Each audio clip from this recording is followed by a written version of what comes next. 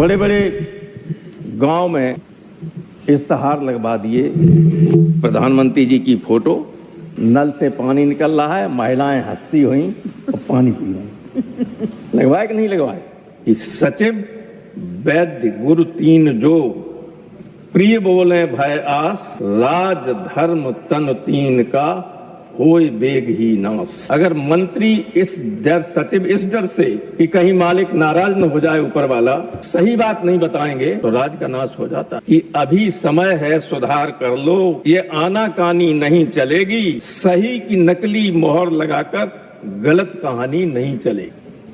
अपने गुरु इस सदन और सदन के सदस्य रहे देश के बड़े कवि उदय प्रताप सिंह की कुछ पंक्तियों से शुरू करना चाहता हूं। वातावरण आज उपवन का अजब घुटन से भरा हुआ है, कलियां हैं भयभीत फूल से, फूल सूल से डरा हुआ है। सोचो तो तुम क्या कारण है दिल दिल के नजदीक नहीं है, जीवन की सुविधाओं का बंटवारा शायद ठीक नहीं। धूप रोशनी अगर चमन में ऊपर ऊपर ही बट जाए, माली तुम ही फैसला कर दो हम किसको दोषी ठहराएं।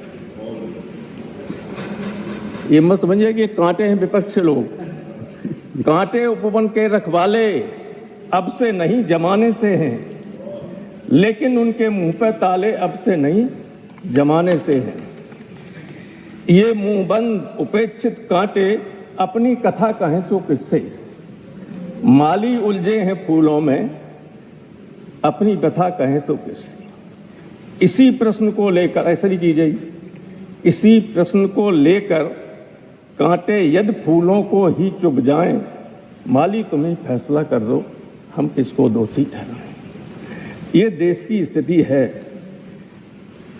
कभी तो उन्होंने लिखा कि बुलबुल को क्या, जो देखेगी सो गाएगी।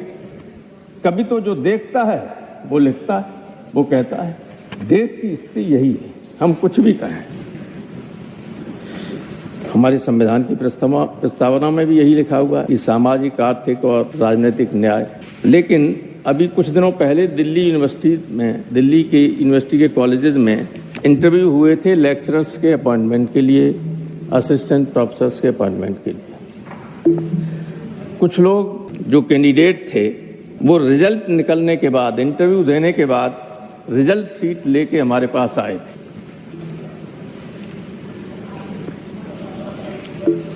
उसमें मुझे देख के और आप लोगों को भी आश्चर्य होगा कि जो जनरल कैटेगरी के कैंडिडेट थे सिलेक्ट हुए थे, सिलेक्टेड, उनमें से जो लोग आए वो सब सिलेक्ट हो गए। लेकिन जो ओबीसी, एससी और एसटी कैटेगरी के कैंडिडेट्स थे, उन सब के आगे कॉलम में लिखा हुआ था एनएफएस, नॉट फाउंड सुइटेबल। ये सोशल जस्टिस है। रिटन में नंबर ज्यादा हैं, लेकिन इंटरव्यू में नॉट फाउंड सुइटेबल और दे वर नॉट सिलेक्टेड। और यही नहीं, नीचे के धरातल के स्तर पर आजादी के इतने दिनों बाद भी स्थिति इतनी भयावह है कि आगरा जिले में जाटवों की एक बारात जा रही थी। दूल्हा घोड़े पे बैठा हुआ था, उसको निकलने नहीं देते, घोड़े पे बैठ के नहीं जा सकते। मेरे पास फोन आया, मैंने आगरा के पुलिस कमिश्नर को टेलीफोन किया, कमिश्नरेट के अंतर्गत ही आता। पुलिस ने जाके बारात चढ़ाई, तब जाके वो शादी हुई।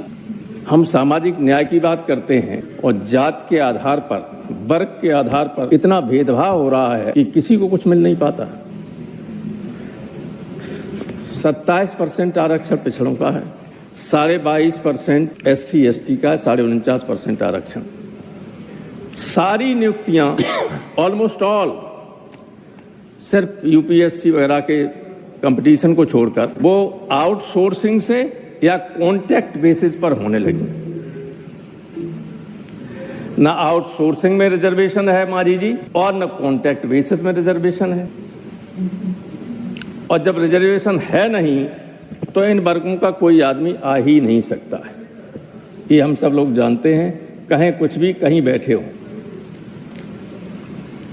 अब तो UPSC से IAS बनने के बाद, लंबी सर्विस करने के बाद जब राज्यों में प्रमुख सचिव स्तर का व्यक्ति हो जाता था तब केंद्र में आके जॉइंट सेक्रेटरी डेपुटेशन पे आता है, तो जॉइंट सेक्रेटरी एम्पैनलमेंट जब होता है जॉइंट सेक्रेटरी बनता है, प्रमुख सचिव स्तर का आदमी। और आपकी सरकार जो है सीधे, जिसने कभी कोई पब्लिक सर्विस कमीशन का इम्तिहान न दिया हो, जॉइंट सेक्रेटरी अपॉइंट करने लगी, किए हैं। अब तो डायरेक्टर भी अपॉइंट किए जाने लगे। यूपीएससी में इंटरव्यू के लिए भेज देते हैं, उसमें क्या दिक्कत है? कहीं इम्तिहान तो देना नहीं पड़ा, कोई रिटन टेस्ट हुआ?